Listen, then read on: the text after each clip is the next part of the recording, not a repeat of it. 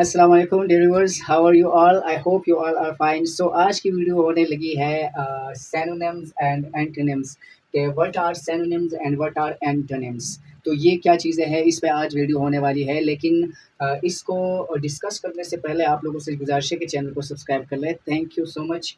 और bell icon पे ज़रूर क्लिक कीजिएगा ताकि आपको हर जो मैं टर्म समझाता हूँ आप लोगों को ग्रामर का या इंग्लिश के जो वर्ड्स हैं या जो सेंटेंसेस जो मैं आप लोगों को समझाता हूँ ताकि आप लोगों को अच्छे तरीके से समझ में आ जाए।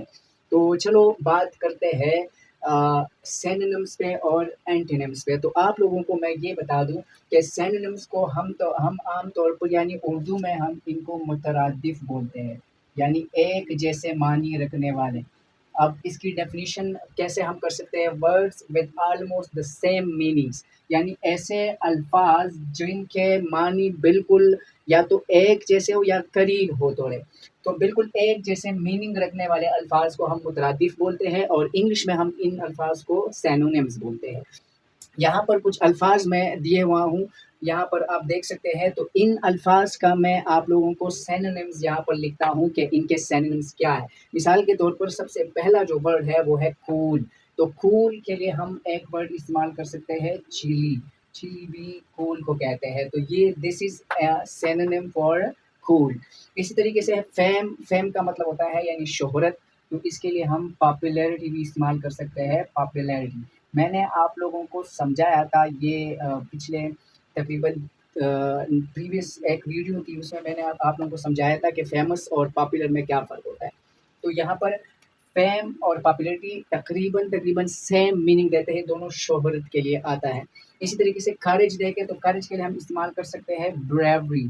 ब्रेवरी या वैलियंटनेस वगैरह वगैरह आप इस्तेमाल कर सकते हैं, लेकिन ब्रेवरी जो है वो बहुत ज़बरदस्त आ रही है यहाँ पर। करेज हम हौसले को कहते हैं, बहादुरी को कहते हैं और ब्रेवरी भी उसी चीज़ को कहते हैं। फास्ट, फास्ट बहुत तेज़। तो इसके लिए हम लफ्ज़ इस्तेमाल कर सकते हैं रैपिड। रैपिड भी तेज़ को कहते हैं। इस तरीके से रीच यानी वी समवन रीच, रीच मतलब पहुँचना। और यहाँ पर आप अराइव कह सकते हैं। ये वर्ब, दोनों वर्ब के तौर पर मैंने यहाँ पर इस्तेमाल कर लिए इनको। रीच और अराइव, अराइव भी पहुँचने को कहते हैं और रीच भी पहुँचने को कहते हैं। इस तरीके से यहाँ पर एनिमल यानी जानवर, तो जानवर की जगह पर आप लोग कोई ऐसा लफ्ज़ जैसे बीस्ट है, ये भी आप लोग इस्तेमाल कर सकते हो। बीस्ट यानी एनिमल के लिए इस्तेमाल होता है, बीस्ट भी एनिमल को कहते हैं। हार्ड, हार्ड बहुत सख्त। तो आप लोग हार्ड की जगह टफ भी इस्तेमाल कर सकते हो, टफ वर्ड, टफ बहुत सख्त। इस तरीके से टेंडर, टेंडर इसी के बिल्कुल उलट है यानी सॉफ्ट, नरम। टेंडर भी सॉफ्ट को कहते हैं और सॉफ्ट जो है मतलब नरम को कहते हैं। इस तरीके से यहाँ पर आप लोग सिनोनिम समझ गए कि इन अल्फाज के जो मानी है ये बिल्कुल सेम टू सेम आ रहे हैं। अब इस तरफ पे आप लोग देखें, इस तरफ पे जो है, इस तरफ पे एंटोनिम्स मैंने लिखे हुए हैं। एंटोनिम्स मुख्तलिफ जो एग्जाम्पल्स यहाँ पर मैंने आप लोगों को लिखे हुए हैं और ये अल्फाज में आप लोगों को अभी जो अपोजिट मीनिंग देते हैं। यहाँ पर क्या है? एंटोनिम्स वो अल्फाज होते हैं जो कि अपोजिट यानी बिल्कुल मुख्तलिफ मानी देते हैं। इनको हम उर्दू में मुतज़ाद कहते हैं। क्या कहते हैं? मुतज़ाद अल्फाज, मुतज़ाद। तो ये मुतरादिफ हो गए और ये मुतज़ाद अल्फाज हो गए। अब कोल्ड के लिए हम क्या इस्तेमाल कर सकते हैं? इसका एंटोनिम क्या हो सकता है? तो हॉट हो सकता है, बिल्कुल हॉट, हॉट हो सकता है। इस तरीके से लॉन्ग यानी बहुत ज़्यादा लंबा, तो आप शॉर्ट कह लें। इसके लिए शॉर्ट जो है वो एंटोनिम इस्तेमाल कर लें। यंग, यंग के लिए ओल्ड भी इस्तेमाल करते हैं, लेकिन ओल्ड यहाँ पर न्यू के लिए भी हम इस्तेमाल करेंगे। तो यहाँ पर यंग के लिए हम एजेड इस्तेमाल कर लेते हैं, यानी जवान। और एजेड जो है वो मतलब ज़्यादा जिसकी उम्र किसी की हो तो एजेड।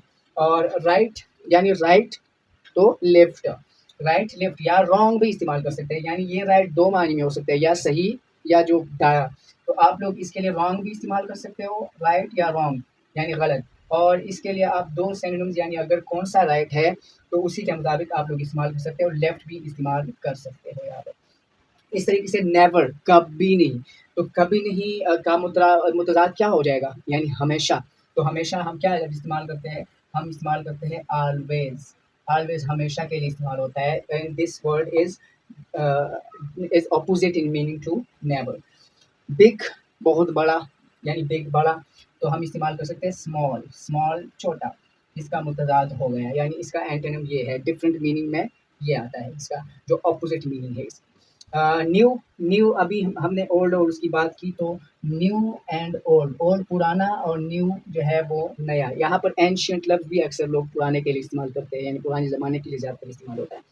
क्लोज़, क्लोज़ का मतलब होता है बहुत ज़्यादा करीब, या आप 2 मानी में ले सकते हैं इसको। क्लोज़ का माना करीब भी हो सकता है और क्लोज़ का माना बंद भी हो सकता है। यानी मैं आपसे कहूँ क्लोज़ द डोर, दरवाज़ा बंद करो, और फिर उसका ऑपोज़िट में क्या कहूँगा, ओपन द डोर यानी दरवाज़ा खोलो। तो ये भी हो सकता है, और ये भी हो सकता है this this word is closer to this word and this word is far from this word.